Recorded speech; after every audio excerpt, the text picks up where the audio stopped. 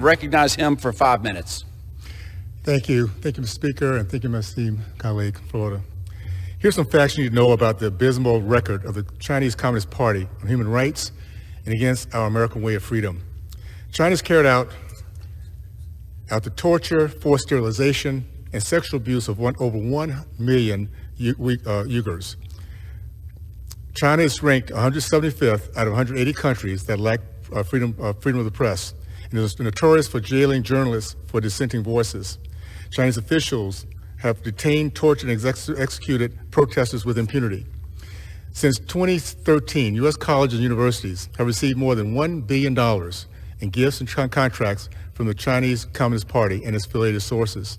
As a result, professors, student groups, and guest speakers critical of the Communist Party's human rights abuses have been silenced and threatened and deplatformed.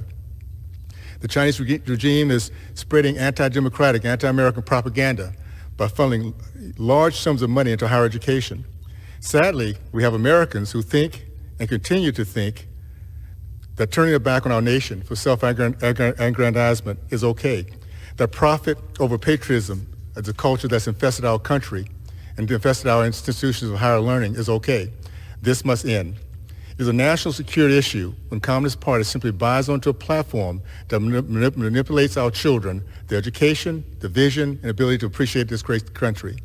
We have for years allowed the Chinese Communist Party to find home in our high schools and colleges with their Confucius Institutes.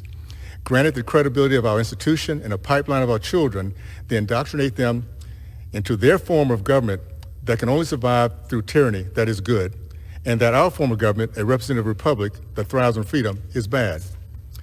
It is on these college campuses where stealing our intellectual property, technology, and national security secrets is not looked upon as betrayal, which it is at the highest, but instead deemed a necessity to build bigger, more spacious buildings and to hire more bureaucrats committed to teach our impressionable and trusting children that Marxism is okay after all. The manipulation of our children on American soil, paid for by American taxpayer, is unacceptable. Again, the profit over patriotism culture that has infested too many of our higher education institutions must stop now.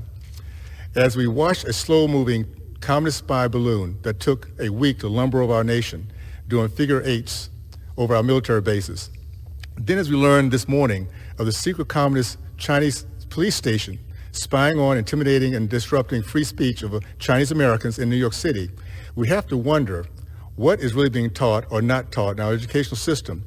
It is indeed broken if our past generations, taught by these institutions, can see the blatant attacks on our American culture and think there's nothing wrong. That the present of misery, chaos, hopelessness, and divisiveness throughout our nation is normal and acceptable. From establishing a bipartisan select committee on China, to reducing reliance on foreign adversaries for our American energy needs, the House GOP has delivered on its promise outlining our commitment to America. That is, to counter the malignant influence of China in corporate boardrooms, social media, and on college and high school campuses. We've done so in our first 100 days.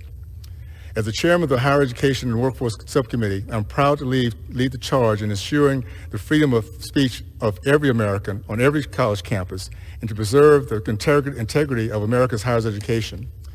I am committed to champion the freedom and liberty we enjoy as Americans.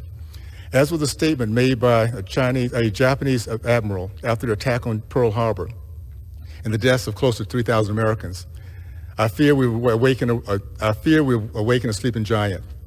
To the Biden administration that has for 2 years been asleep as our nation has faced threats from within and without, the American people will not stand by and let our children be indoctrinated out of our beliefs in freedom, our American way, and a history of our proud Americans who sacrificed their blood, sweat, and tears to grant us this great, great gift. You've awakened a sleeping giant, a freedom-loving we the people. I thank you and yield back.